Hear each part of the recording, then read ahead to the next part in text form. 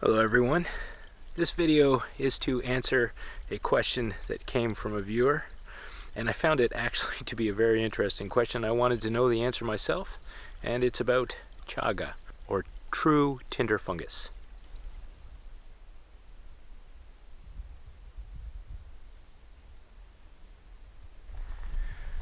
Okay, so earlier this year I stopped at this spot because I spotted some chaga that I wanted to collect.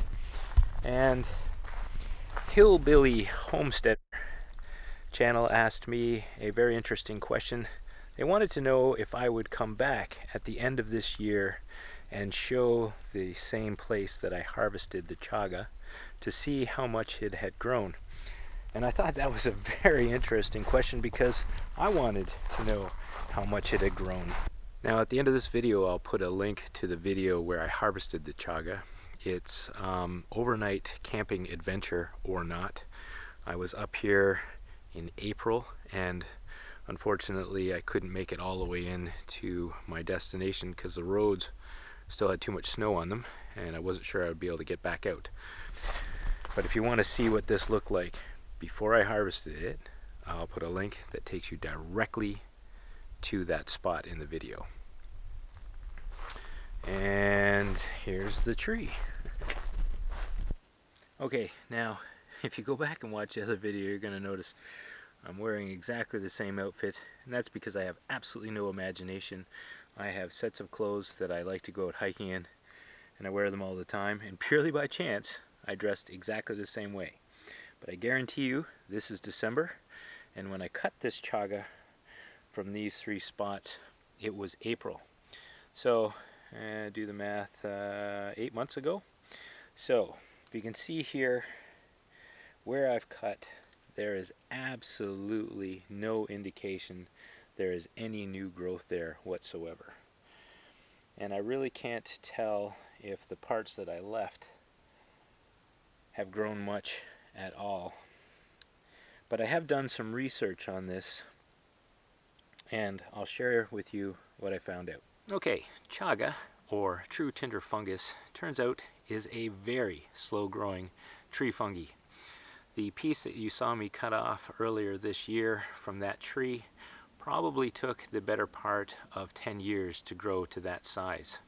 So that means that it is easy for somebody like myself who collects it in the same area to completely strip that area of any chaga whatsoever.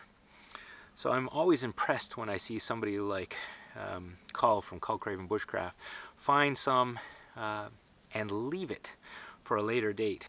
I've also learned that chaga is an excellent source of antioxidants if you prepare it properly. And I know there's quite a number of videos on YouTube that talk about boiling a chaga chunk for several minutes in order to create a coffee-like substance. But I found out from a health food store that the best way to prepare chaga, if you want to get all the benefits from the fungi, is to steep it in water that's no more than 60 degrees Celsius. And for those who need the reference, water boils at 100 degrees Celsius. And they suggest that you leave it there for 24 to 48 hours to get a nice strong tea off of the chaga. That is completely different than many of the videos that I've watched on how to prepare chaga, and it is how I am trying to prepare chaga for myself at home.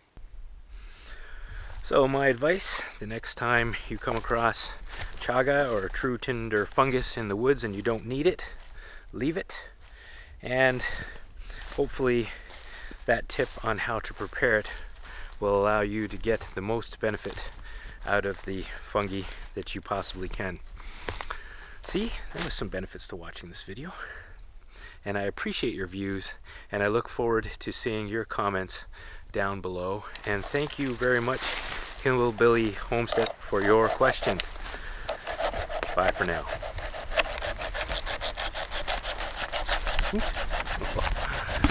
Walking and filming in the woods sometimes can be a challenge.